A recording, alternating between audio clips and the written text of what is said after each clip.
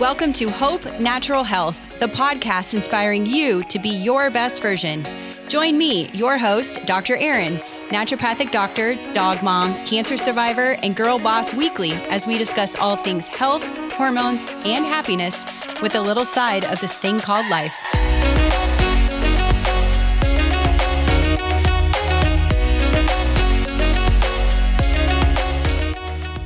Welcome back to the Hope Natural Health Podcast, where I try to get you healthy the right way. Last week's episode, we talked about that stubborn belly fat. So if you have this, go back and take a listen. And this week, I have a special guest here with me, one of the most kindest and friendliest women I have met. Clarita Escalante is in the studio, and we're going to be talking about her journey, her journaling, her new book that she has out. And I'm so excited for her to be here. So welcome to the show, Clarita. Thank you so much for this introduction. I'm like, wow. Thank you so much. It's such a pleasure and an honor to be here at your podcast. And I just want to start with the congratulations for releasing your own journal. I mean, hello. Yes. We talked about that. I think the podcast a couple before episode, I don't remember. But yes, I finally put it out onto the podcast. I have blocked out some time on my schedule so I can really get it out to the world because it's so important. Everyone needs it. I know you got one. Super excited for that. So yes, we are like little planner journaling queens out here putting things out into the world. Yes. But first, we had to go through some things to get to where we are today. So that's what I wanted to start with, is you speaking a little bit about your background, your journey, and how you really got to where you are today. Yes, well, thank you so much again for inviting me. My name is Clarita Escalante. I am the host of the Clarita Escalante show podcast, the author of the Wellness Journal, and I have a lot of certifications. The one that I currently using is I'm certified as a transformational nutrition health coach and many more. And the thing that brings the most joy to me, Dr. Ellis, is just sharing my story, sharing my journey as a cancer survivor, and just sharing all of the amazing modalities and tools that I have gained throughout my journey and just sharing with you guys. Yeah. Well, let's do it. Share away. Let's do it. The floor is yours. I want to know more. I've heard this, but it's always good to hear it again. Yes. I'll give you a little bit of a backstory if you have never heard about me. I almost 5 years ago, I was diagnosed with cancer. And it was such a devastating, obviously, news. And I was sitting in this victim mode that I often talk about, just victimizing myself, really asking myself the wrong questions. And one day I woke up and I said, I can't do this one more minute, one more second. I went for a long run and I just decided to make a change. And when I decided to make that change, I started with podcasting, listening to podcasts. I was looking around the people around me and I was like, wow, yeah, no, I don't have this motivation or inspiration. I don't see the light at the end of the tunnel, which my family and friends are amazing. And at that time, what I needed was like hope. And it was if you have been diagnosed, I'm pretty sure you have had this experience where the closest people to you come and said, oh, yes, I know that person that died of, this cancer, or yes, that they're no longer with us. And you're like, no. That's not me. Yeah, they go to the worst case, like, oh, you have cancer, you're going to die. No, we are both examples of that. Yes. So what I did realize at that time, and now looking back, I was like, wow, what an amazing reflection. I needed to change the people around me, the things that I was consuming. So I started with the podcast. I moved on to books. And then I started I went back to school, studying nutrition and really understanding, the functionality of my body.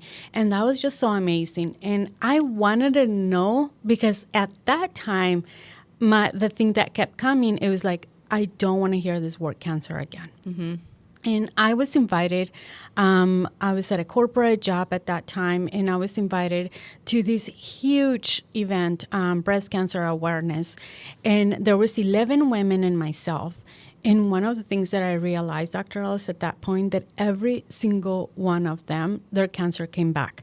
And at that time, I was only like 6 months out of my diagnosis, my surgery, everything. And I went into a panic attack. Like I had never had one before. I was just like crying, and not in a like dramatic way, but my tears couldn't stop. And I realized that, oh my God, the cancer is going to come back again. Yeah. Like in my mind, it was like, oh my God, it's coming back again. And here I am again.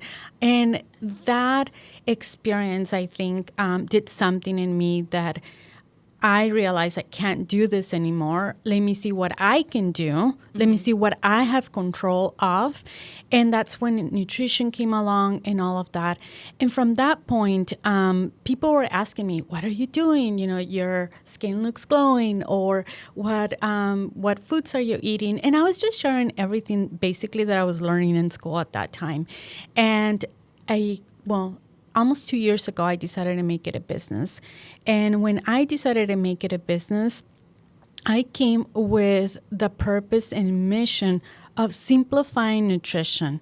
And now it has evolved to so many things like simplifying wellness, mental health. I mean, all of this, because I feel that when we want to make a change in our lives, either moving into exercising more or into never hearing the word cancer again, whatever is your journey, I think we sometimes compartmentalize our journey. We bring only certain part of us. And what I have learned in this almost 5 years is that you have to include your whole entire body into that transformation. Oh, yeah. Yeah. And go back, it was breast cancer, correct? Yes. Yeah, so this is very important for women to realize because you're young. So how did you find this? So oh my God, it was so incredible because I never did those tests before, prior to that. That was my second time doing them. And I wasn't like a high risk or anything like that. It was just something that I was called to do. And my appointment was in August of 2017. I canceled the appointments because I was too busy. I was doing life, and I mean, my daughters were in college. The oldest one was in college. The little one had all these things going on. My work was just so busy. Everything was busy. And in December, I had, that was like, I think like my 4th appointment reschedule. I went in, it was during the holidays, and they follow up actually right away with a phone call. And they have done that in the past, and I thought it was more of a marketing, like, hey, how was your service and all of that, until I got a letter in January that stated that I needed to contact them immediately.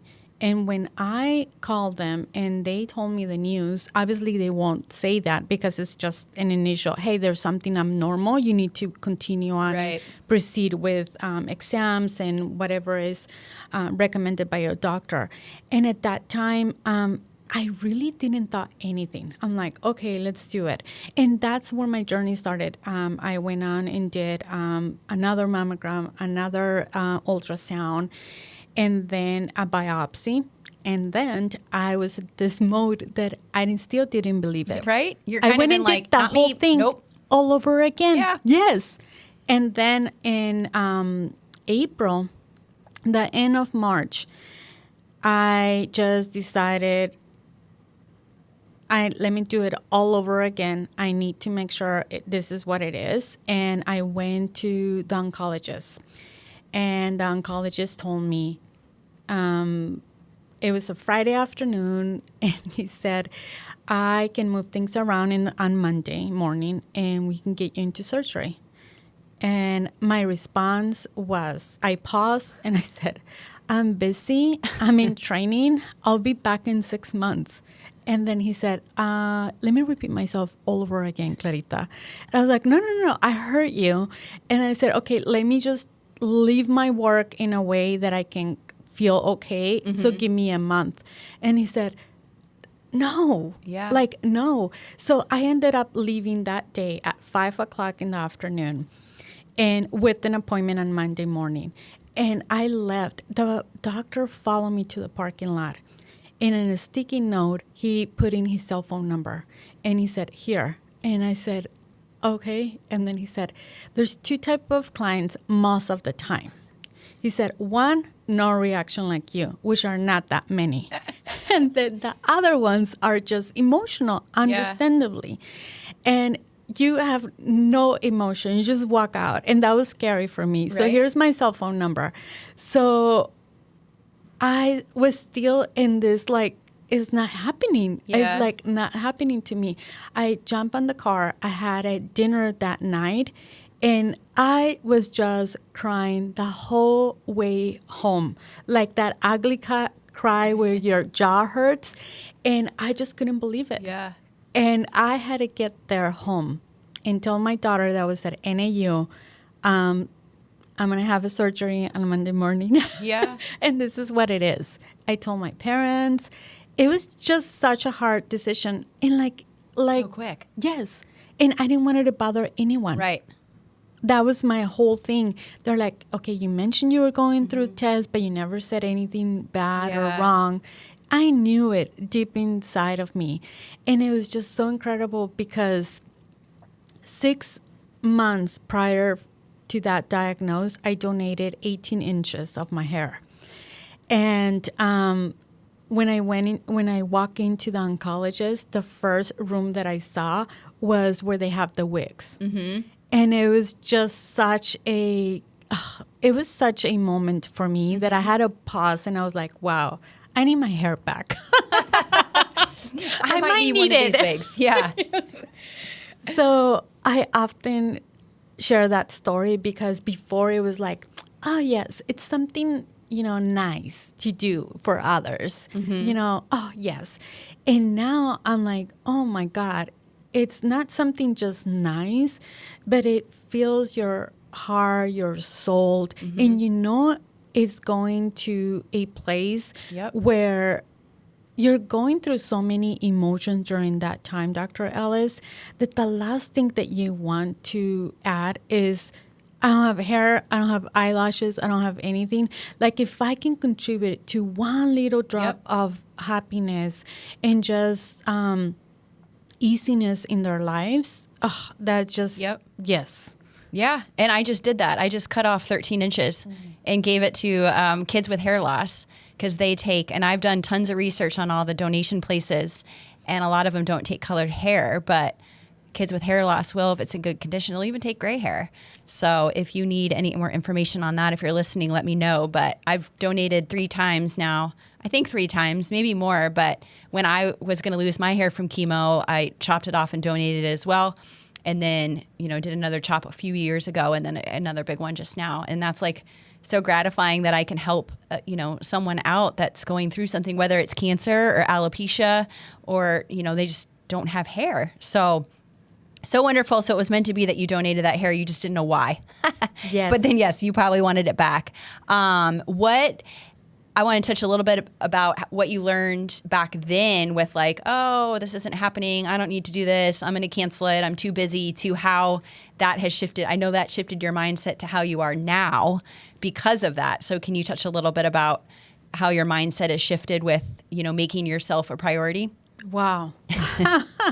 365 degrees. Right? 360 degrees. Yeah. It was just, well, first of all, before I never put myself first, and I thought it was something selfish.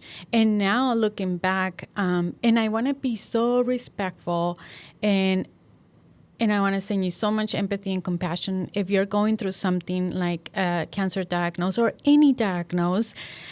I just want to say, before I even say this, that my heart is with you. And this is just how I feel now looking back.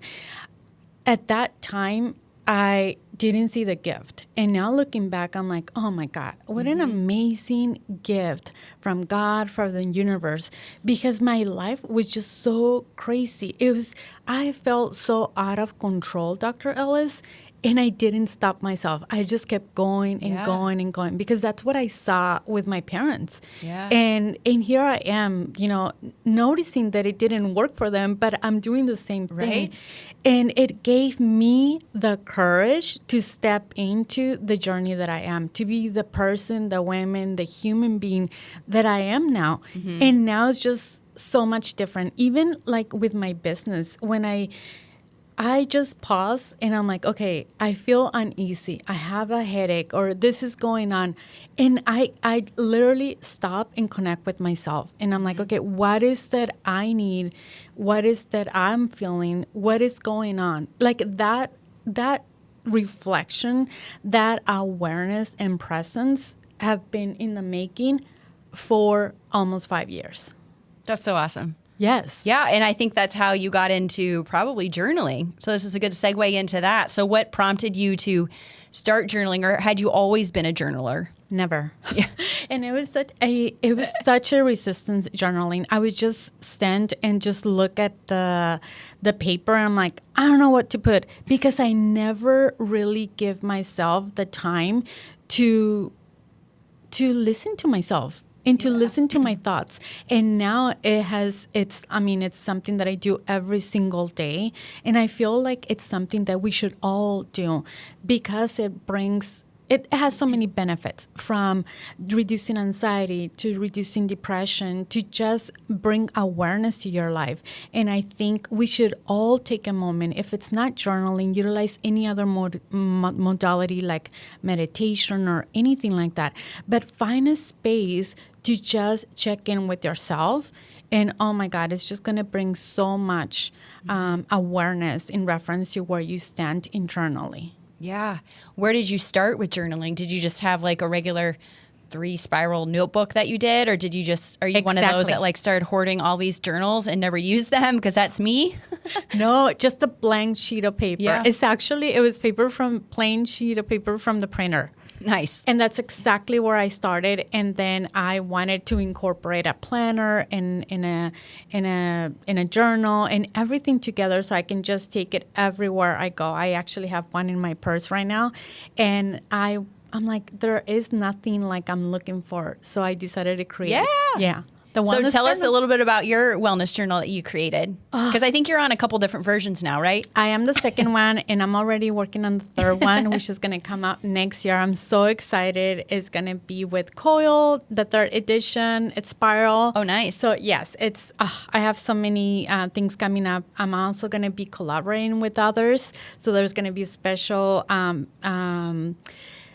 journals coming up. And yeah, my journal, it's not just a journal, it's a planner, it's a space where you can enter your goals, your dreams, your habits.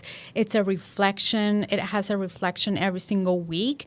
It has a calendar, a weekly and a monthly calendar. So it has everything that you need to really put yourself as a priority. Well, we already know we need to make a collab with that and put my period productivity in there. Yes. So then it's really all in one space. We need to talk about that. Yeah. Yes.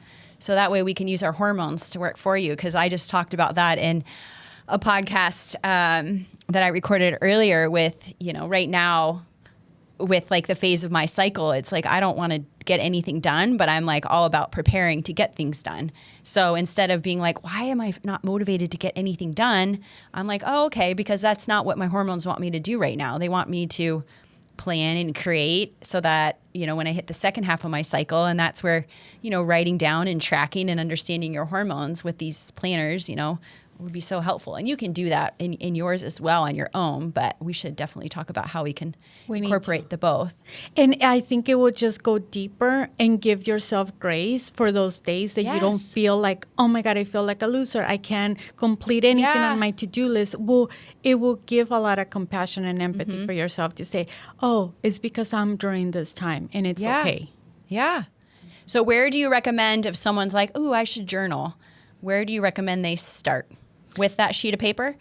Start with anything. I mean, you can start with a plain sheet of paper, or you can just buy a pretty, planner or journal that really calls you, that you get motivated when you look at it and you're like, oh, it's so pretty. Or you can go and purchase mine as well. Yep. And just start just giving yourself grace and put either word, sentence. They don't have to make sense. You can even do a brain dump. So I think brain dump is one of my favorite things, because it really allows your brain to release that and make space for the things that you need to put in energy, because energy is not unlimited. Do you go into journaling? I know it's a habit of yours, so you do it every morning or whatever works for you. Do you go in it with a plan, or do you literally just open it up and do whatever comes to mind? Exactly that. Every morning is slightly different. I do have prompts like the mantra. I have a gratitude section. I have an intention section. I have a dream a little section. But my intention is always what is that I feel today? What is that my body needs? And what is the reflections that I need to focus on today? And do you do that? Do you go back and revisit it later on in the day? Or like the next day, do you go back and look? Never. No? No. No? No, Interesting. never. Okay. Yes. I just literally put it all my feelings, all my emotions, and I move forward, because in my journey, I just feel that it releases so much energy, but at the same time, it makes me focus on the intentions that I have for the day. Do you ever have journal blocks where you're like, you open it up and you're like, what in the hell am I going to put in here today? At the beginning of my journey, yes. Yeah? Now, no. I need more paper. I was going to say, you probably need some more space. Yes. What do you recommend I think we all hit blocks every once in a while. What do you recommend if you do have a block? Just, it's okay, give yourself grace, go back to it the next day? Or do you just say, I don't have anything to say today? No, exactly that. I mean, if you don't have anything to say, literally just even a word or a sentence or something that it's on your mind, and you're like, okay, I want to remember this. Because how many times something comes up and we don't even know what it means? Right. Just put that word, or how you feel, like how are you feeling today, or how you want to feel today. Yeah. Start with something like that. And I think guided journaling is amazing at the beginning, because it prompts you to being able to answer all those questions. And later on, you're going to be falling more in love into that free journaling, which in the wellness journal, there is a free journaling section as well. So I was going to say the guided is kind of the prompts that you say. Yes. Like what's in your journal, and then you can just do a blank sheet of paper if you get to that point where you're just like journaling away. Something I've taught, I like to teach my patients too, is because so many moms they're worrying about everything, because they've got their own health, they've got their job, they've got their kids, they've got the to-do list, they've got so many things to worry, and it's affecting their sleep, because then their brain's like, oh my God, I didn't get everything done. So one, you don't have to journal in the morning. You can journal whenever is right for you. And two, like you could use it as like a worry list. Like you said, like you write down a brain dump of everything that's on your to-do list or anything that you could possibly be worried about. And for those women that are struggling to sleep, like this is what I tell them to do before they go to bed. I'm like, put it all out on paper. That way it's out. So how do you think it's helped you? I know like becoming more in tune with yourself, but a little bit more about that brain-pen connection, because journaling with writing is a lot different than typing on a computer. Oh my God. There is some magic that happens when you put pen to paper, especially with your thoughts. I realize, and especially at the beginning of my journey, and I mean, I'm a work in progress. We're always going to be improving, and that is the goal.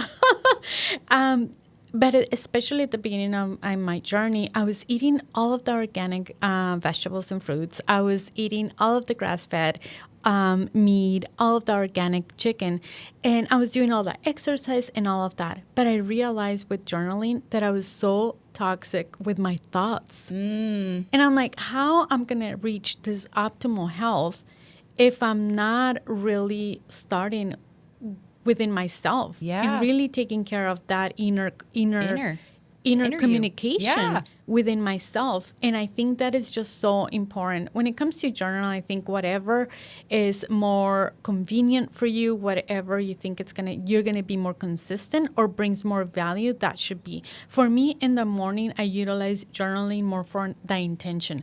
How I want to feel today, I want to focus today. And because I never did that in the past. I just woke up and go to work and do all of the things. Now I wake up with an intention. And that intention can be journaling for 1 minute. It can be for 15 minutes.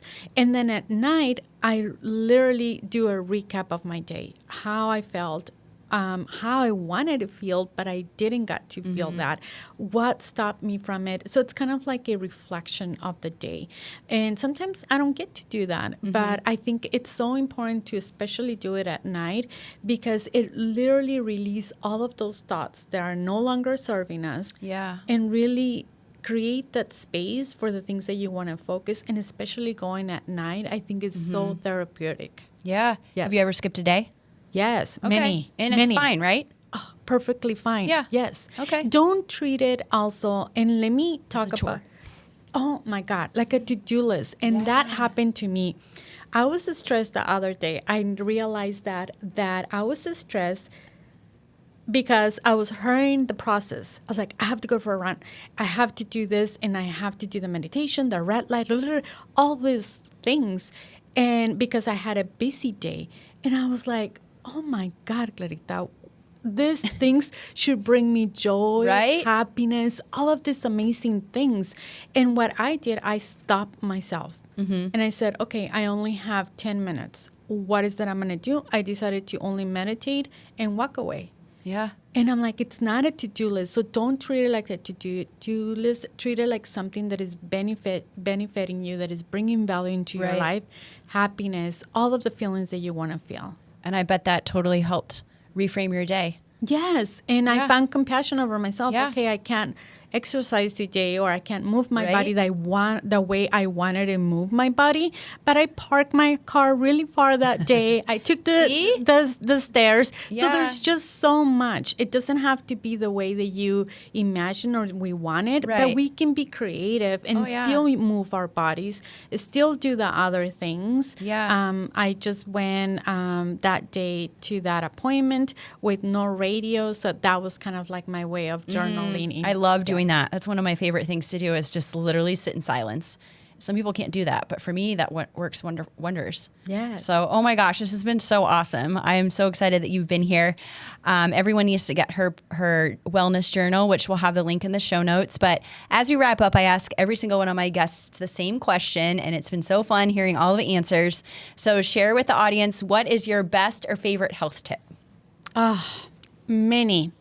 But I would say one that keeps coming to me is compassion. And I think we did touch a little bit on this podcast. Regardless of the journey that you're embarking, have compassion over yourself. I think that is so important, because if your body is calm, if your body is easy, if your body is ready to receive, then anything is possible. If our bodies are stressed, have anxiety, are uneasy, they're really not ready to receive. And we can even go deeper into, if they're uneasy, our digestive system is not working properly, it's not going into that healing mode, where the body's really able to help us reach this optimal health. So I say compassion. Yeah, love it. So important. And we're so mean to ourselves. Yes. Just like what you talked about earlier. So, oh my gosh, so wonderful having you. It's been a long time coming. I know we've been trying to schedule this, and life happens, and I'm pretty, don't have a whole lot of flexibility with the recording schedule, but we made it happen. Yes. This is going to be out to the world. It will have all of your links to Instagram and your wellness journal, her link to her podcast, which is also awesome. She speaks to the Spanish community as well. I know you do that as part of your episodes. Do you record podcasts in Spanish? Both of every episode in Spanish? Not every week. It's once a month. Once a month. Perfect. Yeah. So it's super awesome that you do that. And I know I've been on your show a couple times. So wonderful to have you here on mine. So thank you so much for being here today. Thank you so much. You're welcome. We'll see you all again next week.